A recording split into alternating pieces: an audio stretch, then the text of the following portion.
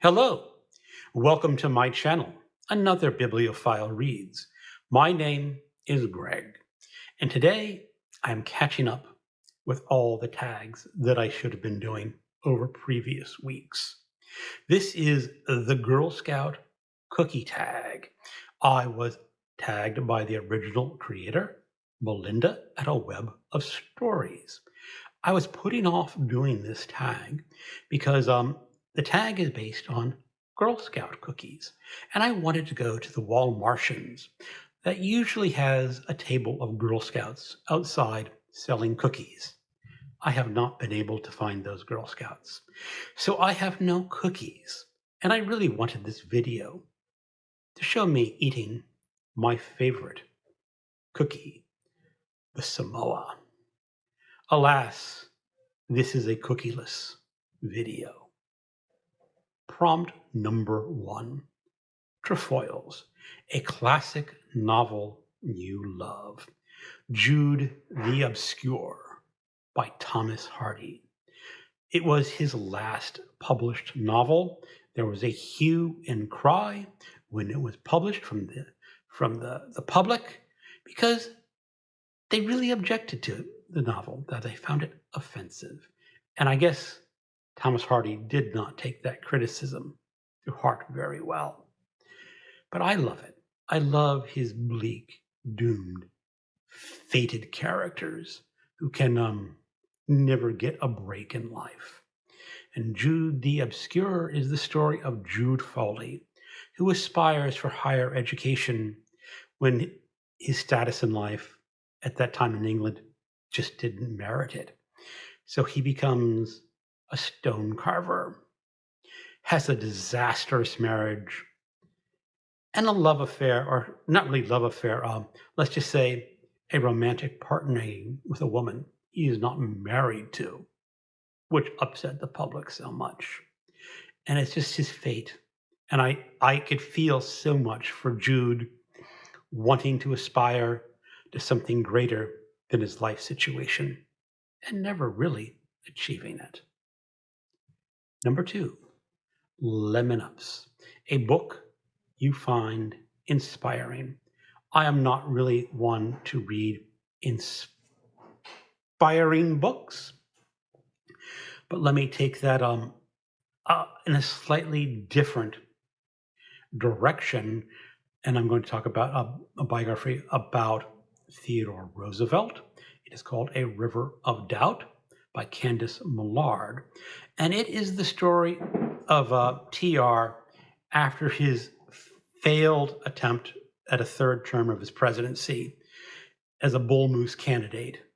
And he was so upset that he lost that race because previously when he was president, he had 2 terms and he decided he didn't want a third term. Now, back in those days, a third term was legal.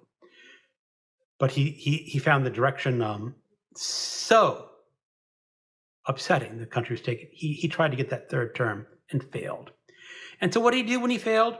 He decided he was going to explore an uncharted river in the Amazon. And this is where you look at a map. And the top half of the map shows a river called the River of Doubt. And then there's this big blank space on the map. And a little bit below, there's this tributary of a river that's unnamed. And someone says, hey, that river up there matches up with the river down there. Let's go take an expedition to see if it's true. And an ex-president of the United States took that expedition. And he almost died. And it's inspiring because he was a man who took life by the horns and really would not let go.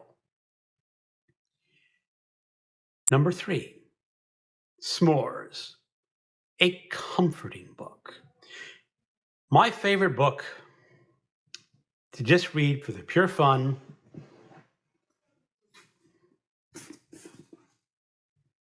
A Confederacy of Dunces by John Kennedy Toole. You will meet the most detestable human being ever written about, who is still absolutely lovable because he's pompous, he's bigoted, he's a pseudo-intellectual, He loves medievalism. He loves Boethius. And it's just a wild, crazy ride. I just love this book to pieces. Number 4, Adventurefuls, an adventure book. Butcher's Crossing by John Williams. This is the story of a New England student in the 1860s who becomes enamored with Emerson. And he decides he's going to head out west and find himself and find adventure.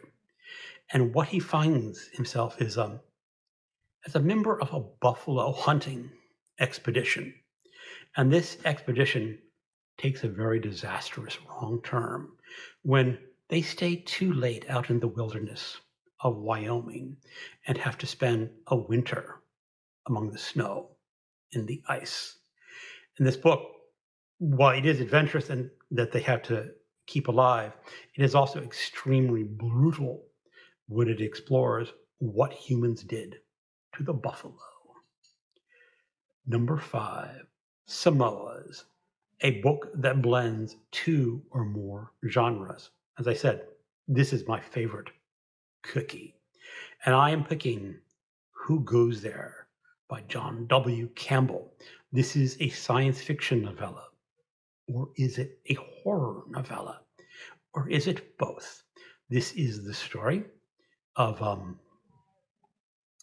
scientists in the Antarctic who are studying geology, but they discover the spaceship of an alien. And this is one mean, nasty alien. You probably know the story from the movie versions of The Thing. The early 50s version really wasn't too much like the book, and the John Carpenter version in the 80s, which was a lot closer to the original.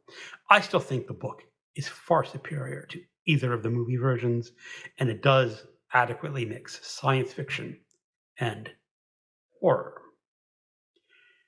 Number 6, Dosai Does, either a book you love that everyone seems to hate, a book you hate that everyone seems to love. And I'm going to go with the Harry Potter books. Way back when, I had an in-person book group when there were only 3 Harry Potter books published. And one of the members wanted to see what it was all about. And we read those books, and I found the first 3 rather, mundane, just not too exciting. And then a year later, the 4th Harry Potter book came out, and the book group wanted to read the next Harry Potter, and I kind of rolled my eyes and said, okay. And that book was, again, an even bigger disappointment. And then the book group essentially faded. And for whatever reason, I picked up the 5th book at Costco and tried reading it.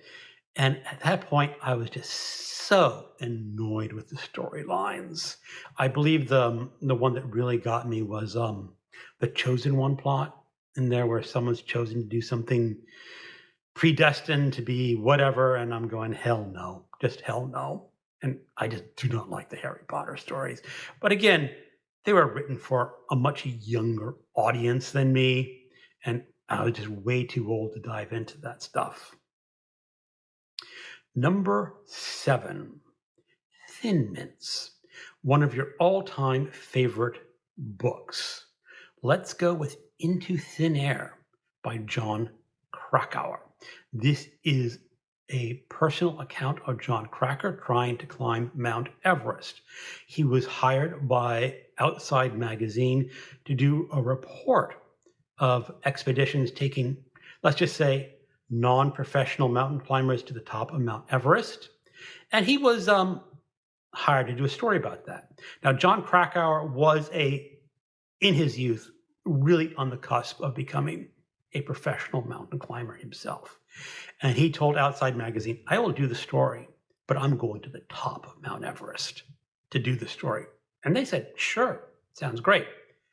Unfortunately, there was a disaster at the top of Mount Everest that year. A sudden storm came in at the top, and a number of people lost their lives. And his account is just such a fascinating story.